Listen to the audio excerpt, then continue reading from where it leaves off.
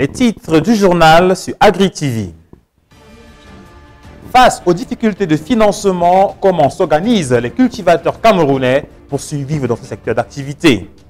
AgriTV vous dévoile les astuces mises en place par ces acteurs afin de survivre face au désistement de l'État.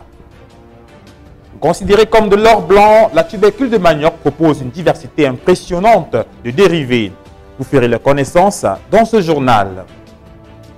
La pomme de terre est actuellement la reine des étals. En cette période d'abondance, les clients se l'arrachent pour le grand bonheur des commerçants.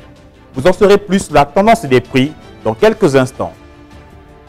Mesdames et messieurs, c'est tout pour les titres. Tout de suite, les développements. Chers téléspectateurs, bienvenue au journal et merci de rester fidèles à AgriTV. Le gouvernement camerounais, poussé par les bailleurs de fonds, a dû suspendre ses subventions à l'endroit du secteur agricole. Face à cette situation, les acteurs du secteur ont dû se prendre en main pour pouvoir survivre. Ainsi, ils ont dû valoriser et remettre en niveau certaines associations locales, comme l'a constaté Joël Ifon. Depuis que les programmes d'ajustement structurel ont prescrit le désengagement de l'État du Cameroun des secteurs de production, les paysans n'ont pas attendu la déconfiture de l'économie rurale pour agir. Plusieurs associations locales ont vu le jour et régissent depuis plus de 2 décennies le milieu agricole camerounais. Face aux multiples difficultés quotidiennes, les paysans se sont organisés pour assurer la production agricole à travers les groupements d'initiatives communes, GIC, des ONG, des coopératives, les comités de développement, qui ont occasionné l'élaboration des stratégies permettant aux paysans de se prendre en main pour assurer leur développement, à remodeler le paysage rural. Le constat est cependant amer. La plupart des communautés rurales n'ont pas atteint jusqu'ici un niveau de développement appréciable. Dès lors, quel est l'impact des associations locales dans le développement rural? Les réponses paysannes sont-elles l'alternative à l'absence de l'État? Qui sont les différents acteurs qui pilotent ces actions en milieu rural? Quelles sont les raisons qui poussent les individus à participer aux actions de développement communautaire? Le désengagement de l'État du secteur de production n'est-il pas un frein au développement de la production agricole nationale et partant de l'amélioration du niveau de vie des paysans? Ce sont autant de questions posées face à la problématique ainsi soulevée. Toutefois, la situation aurait été catastrophique si ces associations locales n'avaient pas été mises sur pied pour essayer de juguler le problème, car toutes ces associations participent au développement des paysans et des milieux ruraux d'une manière ou d'une autre. La tubercule de manioc offre une variété importante de dérivés dans sa consommation, ce qui fait le bonheur des producteurs qui en ont fait leur gagne-pain.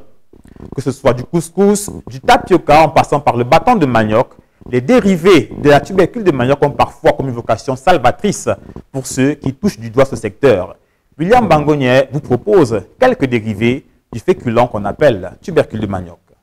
Couscous, tapioca, bâton de manioc sont tous des descendants de la célèbre tubercule. Dans le but d'apporter une diversité dans l'alimentation, les peuples camerounais consomment du manioc mais aussi les produits issus de celui-ci. Le manioc étant la base de ces produits, cela ne signifie tout de même pas que ces dérivés constituent les éléments de seconde zone. Le couscous, dans toutes les régions du Cameroun, ou presque constitue l'élément de base de certains plats traditionnels. N'allez donc pas demander au peuple du Mbam, de la Haute-Sanaga, ou encore ceux de la région de l'Ouest de substituer le bon vieux foufou à son parent le manioc. Le tapioca, lui, s'il est généralement connu comme le sauveur d'une certaine population estudiantine, n'allez pas me demander laquelle. Il est cependant un ingrédient de base pour la cuisine des peuples des régions du nord et du sud-ouest Cameroun. Ce qui est donc un apéritif à l'africaine ou encore une mise en bouche pour d'aucuns est pour d'autres un héritage culturel. Pour ce qui est du bâton de manioc, c'est à se demander s'il est possible pour les Camerounais de vivre sans lui. Au regard du nombre important de commerçants qui se consacrent à la distribution de ce produit, mais aussi du fait de son grand pouvoir de persuasion, le bâton de manioc ne se fait pas prier. Consommé par tous, en tout temps et en tout lieu, son succès auprès des consommateurs est impressionnant. Le bâton de manioc a aussi atteint sa notoriété grâce à cette grillade qui se fait le plus souvent le soir. Le manioc, parti de cette bouture, la plante aux feuilles vertes donne naissance à ces tubercules qui permettent d'avoir par transformation du couscous, du bâton de manioc et du tapioca. Si le manioc peut être consommé à toutes les sauces, le couscous, lui, préfère constituer l'accompagnement des sauces gluantes et maraîchères. Pour le bâton de manioc, cela n'est un secret pour personne. Il préfère être accompagné de poissons braisés. En ce qui concerne le tapioca, juste de l'eau et quelques carreaux de sucre peuvent suffire. Difficile de faire un pas dans la ville de Yaoundé sans enjamber une pomme de terre. Abondante en ce moment dans les présentoirs des marchés, la pomme de terre revêt très souvent l'aspect d'un accompagnement polyvalent, d'après le reportage de William Bangonnier. Ne vous y trompez pas, la vue sur cette image généreuse en pomme de terre n'est pas celle d'une exposition dans un des salons ou encore une foire agricole. Nous sommes là dans un marché. L'abondance de pommes de terre disposées devant cette commerçante semble ne pas attirer de clients. Normal, cette générosité est appliquée auprès de toutes les autres vendeuses de ce produit. Il faudrait presque mettre sur pied une stratégie marketing pour voir partir ces belles pommes qui a priori n'intéressent guère. Vendues à très bon prix et venues des régions des Grassfields, ces patates d'un autre genre, dans leurs diverses variétés qui vont du Toubera jusqu'à la variété Ira 2003, en passant par les variétés Bambi Wonder, Sipira, Cardinal et Désiré, la pomme de terre rencontre plusieurs difficultés. On a cultivé les pommes, ça, les sélections, les grosses, les moyennes, les gros seaux et les sacs. Les pommes ont produit l'année-ci, mais toutes les frontières sont fermées. Les pommes ne sortent pas, les pommes sont trop moins chères et on a utilisé beaucoup de produits l'année-ci. Par exemple, voilà les pommes de 1000 francs. Il y a trop d'abondance de pommes. Pourquoi? Parce que les frontières sont fermées. Les frontières sont fermées, rien ne sort. Vous voyez par exemple là, j'envoie souvent les pommes à Congo, le Gabon, mais maintenant on ne vient plus acheter. C'est pour cela que vous voyez les pommes abonder ici. Les pommes de terre sont donc face à tout ce qui vient d'être dit. En attendant, l'avalanche de pommes de terre qui a pris d'assaut les marchés de la ville devrait grandement être jouissive pour les consommateurs. Car si on a coutume de dire la formule « après la pluie vient le beau temps », il faut tout de même relever qu'après la fête, c'est la défaite. Parlons à présent de la betterave, ce légume très peu sollicité malgré ses nombreuses vertus. Joël Efon est allé à la rencontre de ceux qui se livrent à sa commercialisation. Voici son reportage. Marché du Fundi à Yaoundé. Un tour dans le hangar réservé à la commercialisation des fruits et légumes à la recherche de la betterave. Elle est bel et bien présente sur les étals des revendeurs et vendue à un prix plus ou moins accessible à toutes les bourses. Mais les pays environnants du Cameroun, la Guinée, le Nigeria et le Gabon, utilisent déjà trop la betterave parce qu'ils ont compris l'importance de la betterave. La betterave actuellement coûte cher. Ici en ville, le sac coûte sensiblement à 15 000 francs. 15 000 francs. Le sac de 50 kg de riz là, oui, c'est à 15 000 francs. Alors qu'il y a de cela quelques années, la betterave coûtait 5 000 francs. Donc tout au moins, les gens ils commencent un peu à... Et puis la demande elle est forte. Les gens, ça manque, il n'y en a pas assez. Il y a une rupture de stock, ça fait que ça manque un peu. Mais quelles sont les zones de culture de ce légume et les saisons de production? La betterave, bon, en fait, j'ai découvert ça une fois, lorsque ma mère m'avait fait un remède de sang avec. Bon, depuis ce jour-là, moi je n'en consomme plus. Bon, j'ai quand même trouvé ça bien parce que ça m'avait donné ça m'avait vraiment monté le moral et ça m'avait vraiment soigné. Ça m'a donné, c'était vraiment une bonne solution et bon et tout. Bon, je conseille les gens aussi d'en consommer, ils peuvent aussi en consommer. Oui. Et il va falloir que je tombe encore malade pour que je consomme encore. Pour passer, j'avais consommé ça parce que lorsque j'étais tombé malade. Bon, comme la maladie était bonne, je n'en consomme plus. Donc je trouve que peut-être que lorsqu'il va encore tomber malade, il pourrait encore reprendre ça. Pour le moment, non. Cependant, la consommation de ce légume est peu entrée dans les habitudes alimentaires de certains, ceci pour des raisons évoquées ici. La betterave elle est produite dans les Grassfields, à l'ouest Cameroun et dans les zones anglophones également parce que là-bas la terre est beaucoup plus fertile. Donc il faut que la terre soit fertile et que la terre épouse la betterave. La betterave ne pousse pas n'importe où. Il faut que vous étudiez d'abord le sol convenablement pour qu'elle vous donne des fruits de ce genre, de cette qualité. Donc ça nous vient du nord-ouest Cameroun et de l'ouest en général, Fumbot et autres.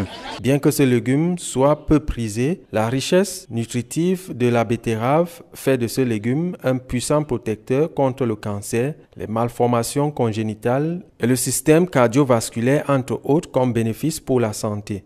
La betterave est un légume très important.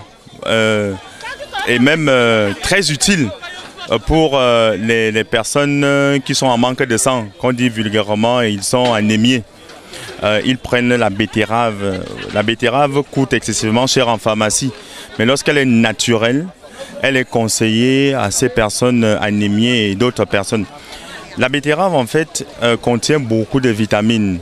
Hein. Ça renforce les globules rouges. Hein. Ça nourrit l'organisme. La betterave nettoie, n'est-ce pas, le sang. Parce que dans certaines zones en Europe, lorsqu'on doit planter des cultures, on plante d'abord la betterave. Parce que la betterave a cette capacité d'extraire les déchets dans le sol. Et c'est après avoir récolté la betterave qu'on vient planter d'autres cultures. Et ça pousse très bien. Donc la betterave a aussi ce rôle-là d'extraire les déchets dans le sang, dans l'organisme. Sa variété rouge offre de grandes quantités de fer et d'acide folique, ce qui est notamment apprécié par les végétariens. Qu'il soit jaune, rouge ou vert, le piment est un ingrédient jadis accessoire qui tente aujourd'hui à devenir principal. De sa culture, sa commercialisation et même sa conservation en passant par sa consommation, le piment pourrait satisfaire plusieurs appétits, tant sur le plan financier que sur le plan nutritionnel. William Bangonier vous en dit plus dans ce reportage. Difficile pour une ménagère de remplir son panier en oubliant du piment. Le piment, cet ingrédient accessoire deviendrait davantage un condiment dont il serait difficile de se passer. Au regard de l'importance accordée à ce produit, le piment aujourd'hui est devenu une affaire de tous, de sa production à sa consommation, en passant par sa commercialisation. Une affaire de tous, même pour ceux qui, comme Simon, avec des diplômes universitaires en poche, a orienté son choix dans la filière agriculture, dont la seule unité de valeur ici est le piment. Étudiant en master, droit privé fondamental. Le piment, quand il commence à produire, ça, la cueillette, c'est chaque semaine. Chaque semaine. Pendant que les tiges sont bien nourries, la production, elle est croissante. Alors que la tomate, après peut-être 3-4 récoltes, le champ finit. Or, si vous prenez l'exemple de ce champ, comme il a commencé à produire là, c'est jusqu'en décembre. Chaque semaine, je récolte. C'est pour ça que j'ai préféré choisir le piment. Les motivations du choix porté sur la culture du piment peuvent être plurielles. En effet, contrairement au cacao, où la récolte se fait après 3 ans environ, au manioc, dont les premières récoltes arrivent seulement après 1 an et demi, avec le piment, il s'écoule juste 3 mois environ entre la mise en terre et la récolte des premiers fruits. Et encore, l'espérance de vie d'un plant de piment est de 2 à 3 ans, même si ce n'est qu'après 1 an qu'on obtient la production maximale. Si la production du piment, du point de vue de sa rentabilité quasi immédiate, serait loin de dissuader les volontaires, pour une production abondante, il est important de respecter les étapes de la culture de cette plante. C'est toujours par le défrichage. Dès qu'on a défriché, en ce qui concerne le piment, on nettoie la parcelle défrichée. Dès qu'on a nettoyé, on se rassure qu'on a comment je vais le dire, on a la semence. La semence, je ne suis pas allé peut-être au Minadère pour avoir la semence. Ça veut dire que je l'ai pris là chez des frères, j'ai mis dans le sac, je l'ai fait écraser, et j'ai déposé 4 jours. Ça fait que les pépins que j'ai retirés de là, j'ai biné une partie du sol pour faire le germoir. Quand j'ai mis dans le germoir, je commence à l'entretenir, c'est-à-dire j'arrose matin et soir, tous les jours j'arrose. Je traite avec les insecticides, le fongicide, et je mets également des engrais foliaires. Maintenant, c'est après 1 mois et demi que le germoir est véritablement cultivable. Dès qu'il est cultivable, je commence donc à retirer les plants du germoir pour les repiquer. Et l'espace entre 2 plants, c'est généralement 1 mètre. Lorsque ceci est respecté, il ne reste plus qu'à assurer un suivi quotidien du domaine et la récolte sera faite en quantité et en qualité. Si la qualité est importante, la plus-value, elle, se détermine d'après la quantité. Et pas besoin d'avoir Bac+5 comme Simon pour évaluer les gains considérables de sa production. En une semaine, je récolte environ 5 à 6 filets la semaine. Et là, quand vous arrivez au marché, que le filet est à 50, 40, 50 000, un filet, pour vous imaginer. Si le piment est rentable, c'est tout simplement parce qu'il est consommé à toutes les sauces. D'ailleurs, les pimenteries en pleine expansion dans le paysage social sont loin de la reconversion. Si reconversion il y en a, c'est plutôt dans la profession dite de vendeuse de piment qui sans aucun doute s'avère porteuse. En agriculture, le lessivage des sols est le transport des éléments de ce sol par l'eau vers la nappe phréatique. Joalifone a posé la question à certains Camerounais histoire de savoir quel était le niveau de connaissance de ce phénomène naturel.